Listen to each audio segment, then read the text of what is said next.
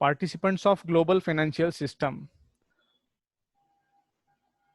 If global financial system is considered, it is more complex compared to a country's financial system. In a country's financial system, commercial banks are involved, insurance agencies, financial institutions, and various regulatory authorities are also involved.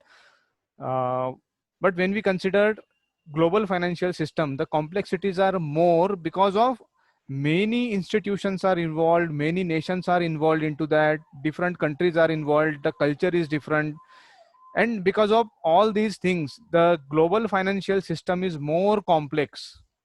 Now, today we'll be learning various participants of global financial system. First of all, we'll understand which international institutions are there in global financial system. Uh, the major financial institutions or major international institutions which are there are International Monetary Fund, World Bank, World Trade Organization, Bank for International Settlements, Institute of International Finance. These are the major international institutions which are involved or which are the participants of global financial system. After this, there are several government institutions like financial ministries of various countries, tax authorities of every nation, central bank of every nation, securities and exchange commission. Like this, many government institutions are also involved in global financial system. Along with government institutions, some private participants are also there, like commercial banks, pension funds, hedge funds, etc. And regional institutions are also there, like Eurozone, NAFTA, CIS, etc. So before we start with global financial system, first of all, we'll try to understand the financial system of India. First, we'll understand financial system of India, then we will discuss about the global financial system. Financial system of India. See students,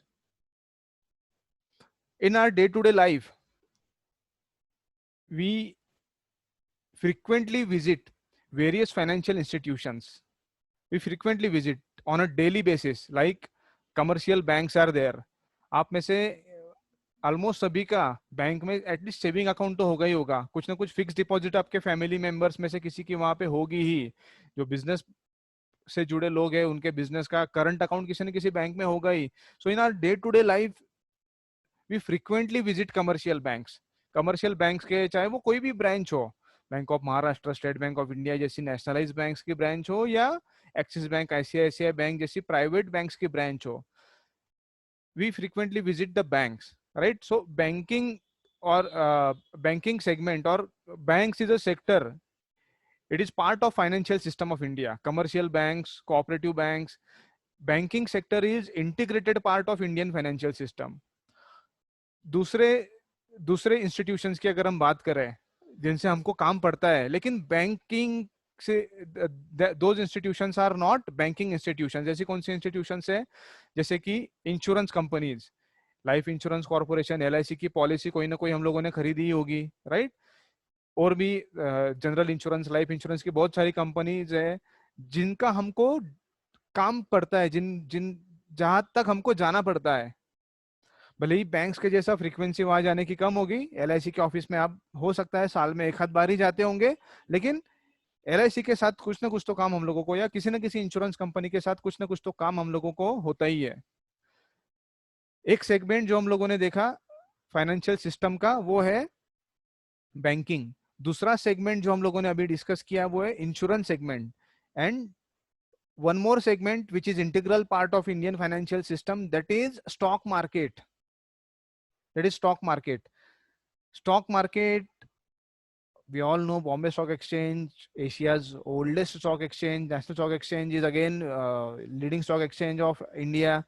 There are several stock exchanges जहाँ पे हम लोग किसी company के shares में अगर हमको investment करनी है तो through these exchanges we can invest, या हमारी इन्वेस्टमेंट अगर हमको विड्रॉ करनी है तो हम लोग वो विड्रॉ कर सकते हैं.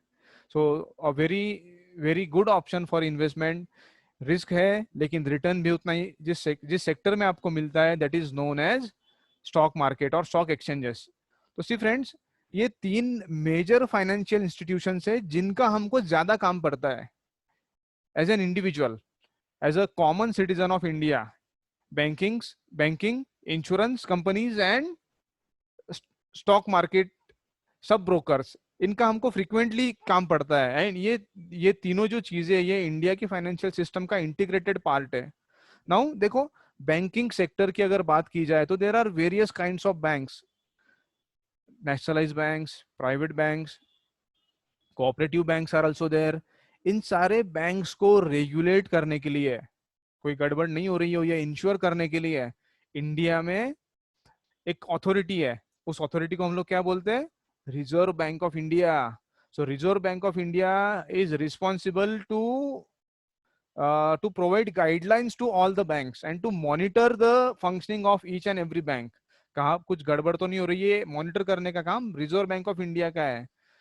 आरबीआई अगर रेपो रेट कम कर देती है तो ऑटोमेटिकली हम लोगों को हमारी एफडी पे जो इंटरेस्ट मिलता है, या हम लोगों को जो बैंक लोन पे इंटरेस्ट पे करना पड़ता है, उसके ऊपर भी इम्पैक्ट होता है।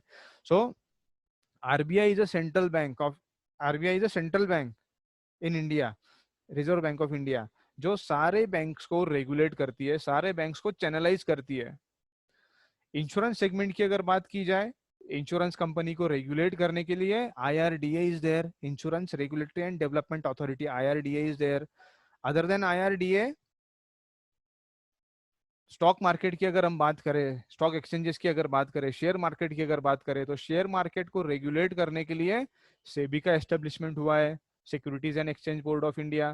सो see friends, we have seen most important segments of Indian financial system, three most important segments. और भी बहुत सारे छोटे छोटे सेगमेंट्स है, but right now we will only see the most important segments. The first important segment is banking sector, जिसको RBI regulate करती है। Second important sector is insurance sector, जिसको आईआरडीए कंट्रोल करता है। Third important sector is stock market, share market, जिसको SEBI regulate करती है। अभी देखो, ये तीन सेगमेंट्स हो गए, तीनों की रेगुलेटरी अथॉरिटीज या एपेक्स बॉडीज हम लोगों ने देख ली। अभी इन तीनों के अंदर कोऑर्डिनेशन रखने का काम कौन करता है, या इन तीनों को भी डायरेक्शंस या गाइडलाइंस प्रोवाइड करने का काम कौन करता है?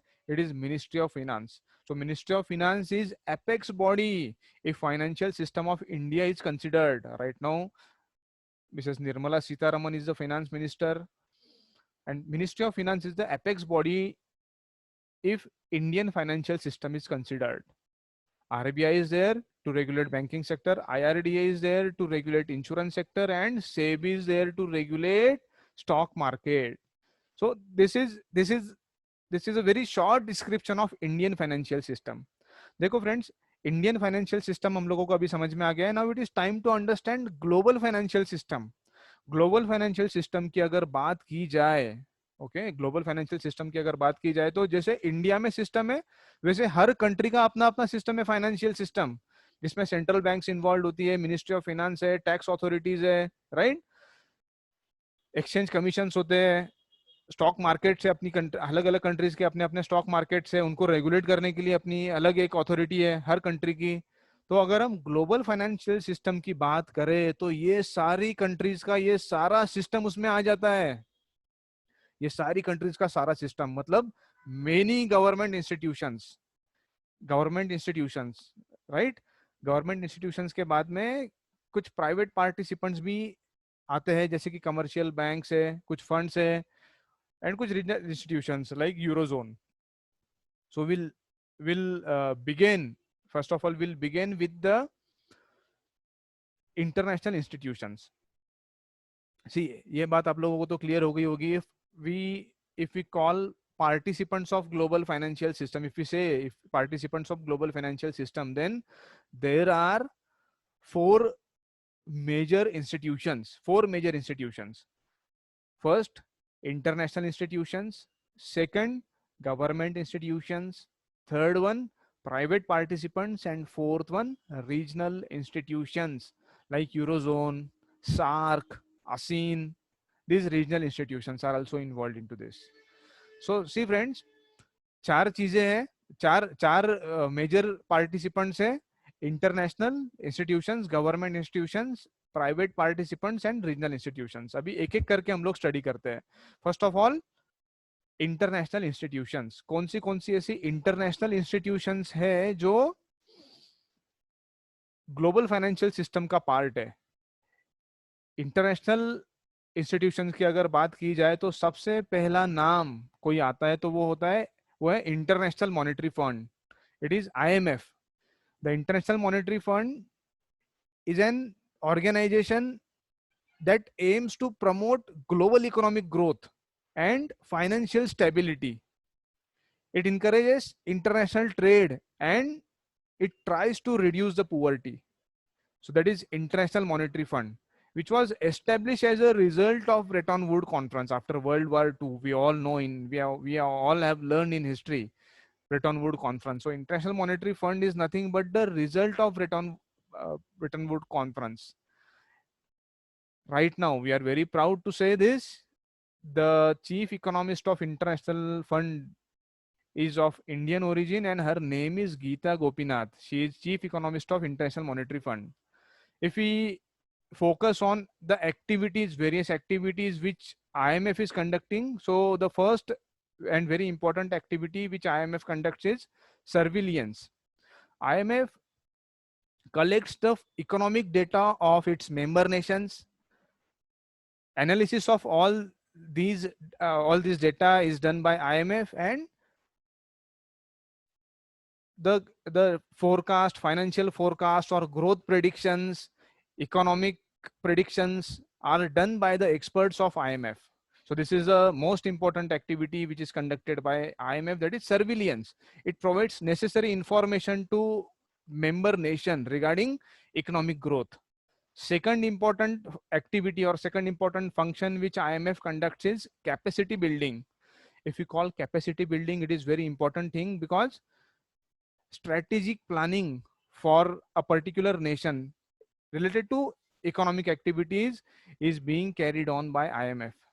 IMF helps nations to make strategic plans. India में जैसे हम लोग 5 year प्लान बनाते हैं, it is a strategic plan of India, वैसे इसी तरह का इंडिया को भी और मेंबर, बाकी जो मेंबर नेशन है IMF के, उनको भी IMF क्या करती है, स्ट्रेटेजिक इकोनॉमिक प्लानिंग में हेल्प करती है। Technical advice, technical guidance provide करने का काम IMF करती है। जो कोई ट्रेनिंग लगता है, जो कोई असिस्टेंस लगता है to enhance the economic growth, it is provided by the IMF.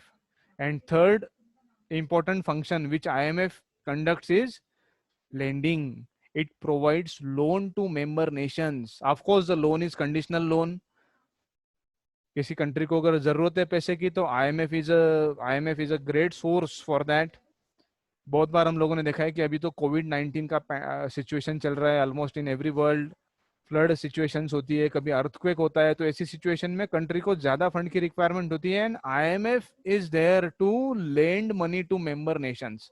अब आप बोलोगे सर IMF के पास पैसा कैसे आता है लेंड करने के लिए? तो IMF के जो मेंबर नेशंस है वो कंट्रीब्यूट करते हैं IMF में। Quota system is there in IMF। जिसका जितना कोटा है उतना कंट्रीब्यूशन उस नेशन को करना पड़ता है IMF में।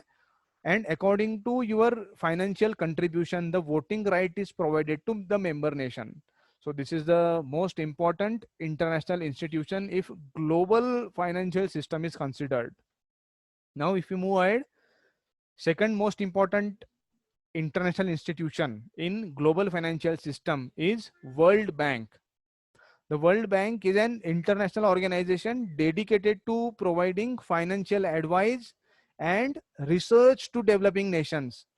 To aid their economic advancement, the bank predominantly acts as an organization that attempts to fight poverty by offering developmental assistance to middle and low income countries. World Bank.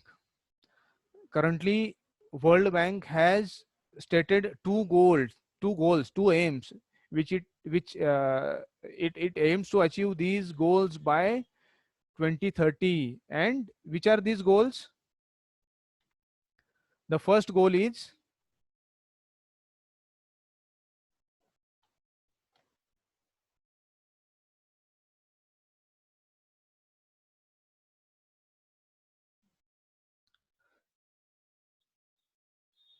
The first aim of the World Bank is to end extreme poverty by decreasing the number of people living on less than US dollar 1.9 a day to below 3% of world population.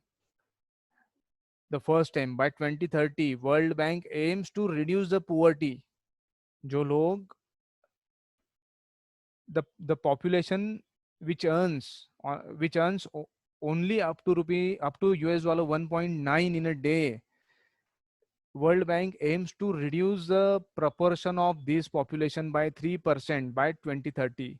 And the second important role of World Bank, second important aim of World Bank is to increase overall prosperity by increasing income growth in the bottom 40% of every country in the world. So this is World Bank, which is second important international institution if global financial system is considered. Third important international institution if global financial system is considered, that is World Trade Organization, WTO. The World Trade Organization is a global organization made up of 164 member countries that deals with the rules of trade between nations. Its goal is to ensure that trade flows as smoothly and predictably as possible. To ensure international trade, international transactions are going smoothly, World Trade Organization is working. If we focus on the functions of World Trade Organization, these functions include administering WTO trade agreements. कोई भी country trade agreements को